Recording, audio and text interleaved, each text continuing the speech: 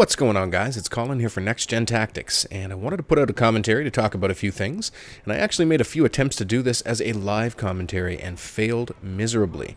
So partway through the game, I would forget what I was talking about when I started to concentrate, or I would simply stop talking and just leave big gaps of silence, and then I did a bunch of other things, and in both cases I started raging at my teammates. So I am sitting with two gameplays that partway through I start raging at my team and getting off topic. So can't really post those here to NextGenTactics. They don't make any sense. But I did want to bring you guys some more PC gameplay, and I'm playing Conquest on Oasis, and we actually win this game, so that that was a nice change.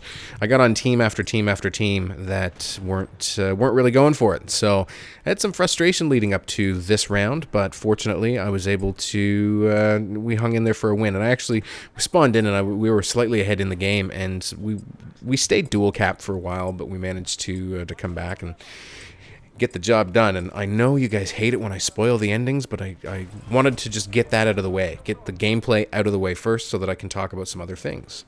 So the first thing that I wanted to talk about was Battlefield 3 and some new information that we have. It's not super new, but it's new enough.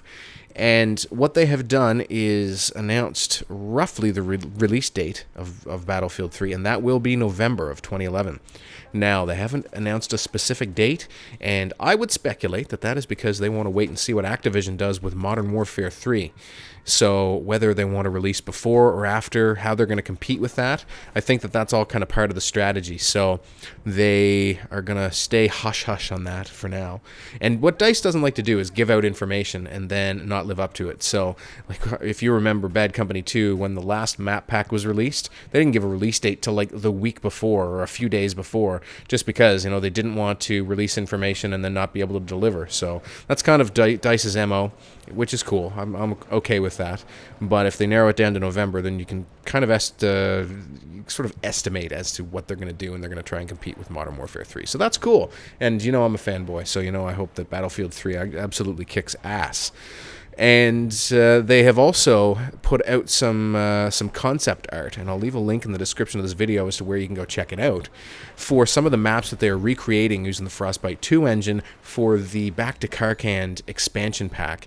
And that expansion pack is going to be free for people who pre-order Battlefield 3. So they do have a good incentive program there, and I assume it'll kind of work a lot like Battlefield Bad Company 2 Vietnam did, which is awesome. And I thought that that was an awesome expansion for the money. So to get a free expansion pack for pre-ordering, I think that's a great strategy.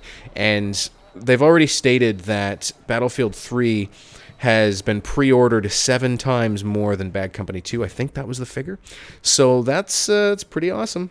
And man, I'm really hoping that it's big. And I know a lot of you are hoping that it's big as well. So check out that link. The concept art looks awesome as far as what they can do with Frostbite 2.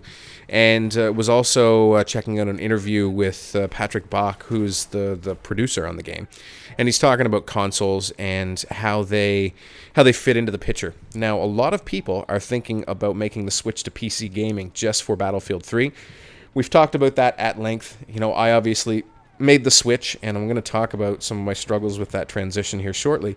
But what they were saying was that in order to really put out a proper sequel to Battlefield 2, and to have it, epic and yet still work within the confines of console hardware, they had to go back and basically rewrite the Frostbite engine starting from scratch, and I think they started doing that a few years ago. So Bad Company 2, I believe, is on Frostbite 1.5. Bad Company 1 was the initial Frostbite engine.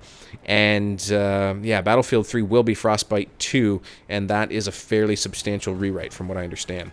So they talked about the consoles and how, they basically have to release this game for console as well as PC. It can't be a PC exclusive title. You can't put this amount of money and weight into a game if you're not going to sell it on all platforms, if you're going to make it an exclusive. So, so I've actually heard some people make comments to the effect that, Battlefield 3 shouldn't even be on the consoles, and I think that that's just retarded. So that's my opinion, and if you want this awesome epic game, then obviously they have to try and maximize their profits on the game and their sales, so clearly you're going to have to put it out for all platforms. A PC exclusive yeah, they're just not going to recover the funding that that they would have if they released it on all of them. And I intend to get it on all of them. I'm going to buy it for PC, probably Xbox and PS3. And I know you guys are like, God, you're buying the game 3 times? And I know that's a little bit excessive, but I do like playing with subscribers on all different platforms, and I plan to continue that with Battlefield 3. Now, I will probably pick it up. I'll pre-order it online for PC, and I might try and pre-order it on console for for pickup somewhere locally. And I know that like Guns for Hire and Spider Bite have previously done like midnight release launch parties at a particular location for Call of Duty. So I'm wondering if maybe there's enough interest in and around Fredericton, New Brunswick to do something similar, and maybe meet at a pub or something beforehand, and that'll limit you guys to those that are of age, but then go get in line and wait for the game. So it would be hilarious if they actually released it the same night as Modern Warfare 3, so you actually have the competing factions at the lineup for the midnight release. So that would be interesting. And obviously, yeah, I don't know how it's going to play out. I assume that Infinity Ward has kind of stayed mum for a while so that they can build the late hype. You know, they can really turn it on in the last quarter mile, as opposed to DICE, who are trying to build the hype machine early, which is fine, because I mean, obviously they're trailing in sales, so they gotta try and pick it up. Now, right there you saw did a nice little jump, bunny hop, 180, turned on the guy and shot him. And I wanted to finish this commentary off just by talking about some problems I had adjusting to PC. And you're watching the gameplay, you know that I'm by no means amazing at it at this point, but I'm doing quite a bit better, and I'm able to finally do some work, and I've made some changes. One change that I made was that I actually turned my sensitivity up substantially, like 400 DPI or something, because as I kept failing, what I was doing was turning it down and down and down, and I was getting less and less accurate, less consistent, and more frustrated.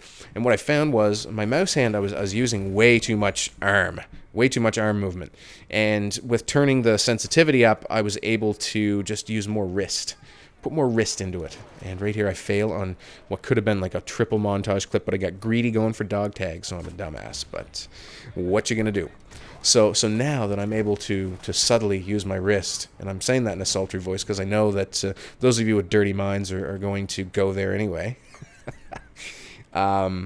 It's a whole lot better. I'm way more consistent, and I feel like I'm in control. I'm confident. I can go into gunfights, and I don't win them all at all, but I'm doing a whole lot better than I was, and I'm having a lot more fun playing. Now, I attempted this, as I said, as a live commentary a few times, and it just didn't work out. So when I wind up on crappy teams, that'll frustrate me, but I'm not as mad at myself, and I'm getting better. And once I finally land on everything, I'll give you guys kind of like a setup of what I'm using for sensitivity. Right now it's at 1100 DPI, and I know that some of you will be playing on much higher than that are PC veterans, but that's kind of where I landed, and the game sensitivity is default. So I actually have a DPI switch on my mouse that I've been using to make adjustments, and I find that that's very helpful. So if you're looking for a gaming mouse, one thing you want to make sure is that you have a switch that can adjust your DPI on the fly. Anyway, guys, I hope you enjoyed this commentary. It's a lot better than the live commentaries I attempted, and what I will probably do is post those as outtakes on my channel, so come check it out, and check out that artwork. Link is in the description. Cheers, guys. We'll talk soon. Thousands of movies and TV shows stream directly from your PS3, Xbox 360, Wii, or PC computer. Click on the link in the description of the video for your free 1-month trial membership, courtesy of NextGenTactics.